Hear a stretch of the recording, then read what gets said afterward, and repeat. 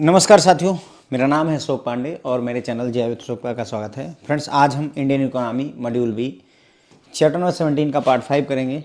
जो आपकी Macmillan book में एमसीक्यूज दिए हुए हैं फ्रेंड्स, उसको हम डिस्कस करेंगे। ठीक है, अभी बुक का ही एमसीक्यू डिस्कस कर रहे हैं।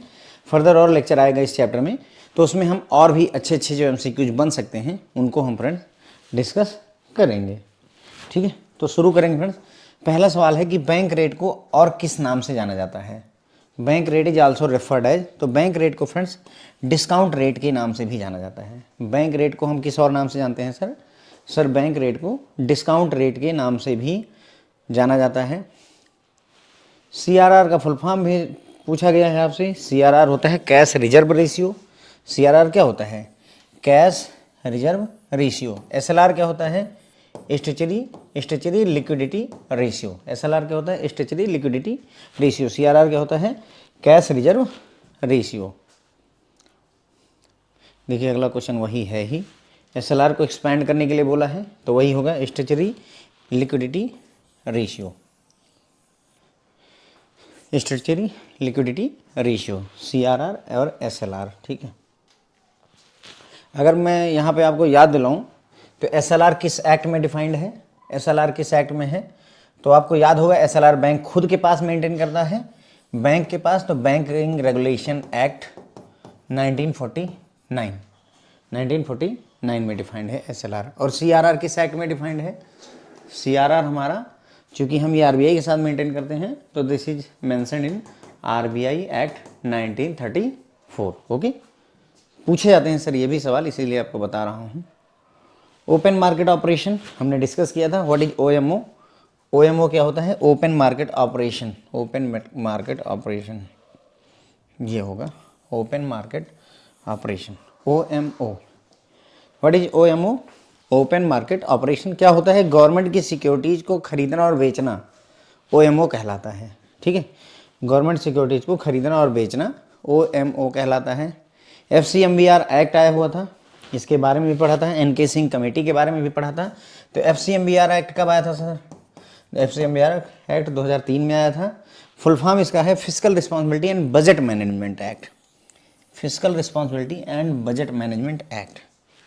एफसीएमबीआर का फुल फॉर्म होता है physical responsibility and budget management act. Okay, D हो जाएगा हमारा आंसर। अगला सवाल है कि भाई एफआरबीएम एक्ट कब इनैक्ट हुआ था? It was done in 2003।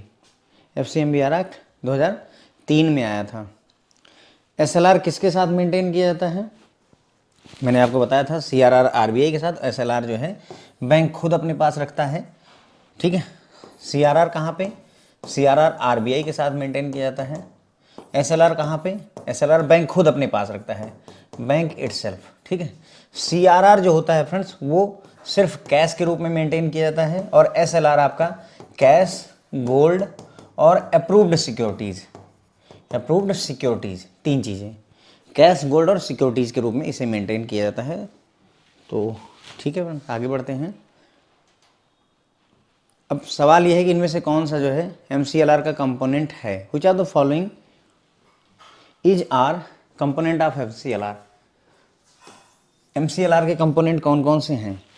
Marginal cost of fund, operating cost, tenor premium, negative carry on CRR. ध्यान रखेंगे नेगेटिव कैरी ऑन सीआरआर ही होता है, क्योंकि सीआरआर पे कोई इंटरेस्ट नहीं मिलता है। तो मेरे ख्याल से सब के सभी हैं, ये चारों के चारों हैं। तो फ्रेंड्स, क्वेश्चन बहुत पूछा जाता है ये क्वेश्चन एग्जाम में। ये क्वेश्चन जो आपके सामने 8 नंबर क्वेश्चन है, बहुत ज़्यादा पूछा जाने वाला सवाल है। ठीक है, बस यहीं पर अपना ये एमसीक्यूज खत्म हो जाते हैं। मैं एक बार फटाफट से जो है आपको क्विक रिव्यू करवा देता हूँ, जैसा कि हम लोग करते हैं। आपने नोटिस किया होगा कि दूसरों के पढ़ाने में और मेरे पढ़ाने में एक बहुत बड़ा फ़र्क है कि मैं रिवीजन तुरंत करवाता हूँ। इसलिए करवाता हूँ सर, क्योंकि आप एक बैंकर हैं, एक बार मौका लगे कि दूसरी बार शायद आपको ये वीडियो फिर से देखने का मौका शायद ना लगे, इसीलिए उसी समय रिवीजन करवा देता हूँ। ये दोबारा मौका लग गया तो एक बार अभी पढ़ाया, मतलब एक बार पढ़ाया, रिवीजन करवाएं, अगली बार फिर वीडियो देखेंगे तो देखेंगे, रिवीजन करेंगे तो 4 बार हो जाता है। 2 बार पढ़ने का मतलब 4 बार पढ़ना होता है, तो वो आपको दिमाग में बैठता है और यही आपकी सफलता का कारण भी बनता है। ध्यान रखेंगे इस बात को। ठीक है, तो बैंक रेट को डिस्काउंट रेट के नाम से जाना है, आंसर ए हो जाएगा। सीआरआर का full form cash reserve ratio होता है, तो दूसरे का सी हो जाएगा। एसएलआर का full form statutory liquidity ratio होता है, स्टेचरी लिक्विडिटी रेशियो होता है तो हमारा आंसर बी हो जाएगा। OMO का full form open market operations होता है तो हमारा आंसर ए हो जाएगा। उसके बाद में FRBM एक्ट को एक्सपेंड करने के लिए बोल रहा है तो physical responsibility and budget management act होता है, हमारा आंसर डी हो जाएगा। FRBM एक्ट कब आया था? तो सर ये 2003 में आया था। उसके बाद में SLR जो है मेंटेन किया जाता है तो SLR बैंक खुद अपने पास रखता है, बैंक खुद के पास रखता है SLR को, तो हमारा 7 का बी हो जाएगा। फिर इनमें से कौन कौन सा कंपोनेंट MCLR के हैं?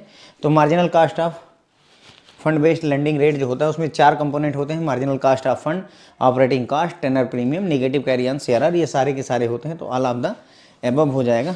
तो सर ये सभी के सभी जो है हमारे कंपोनेंट होते हैं। ठीक है फ्रेंड, तो बस यहीं पर अपना लेक्चर खत्म होता है। Thank you so much friends.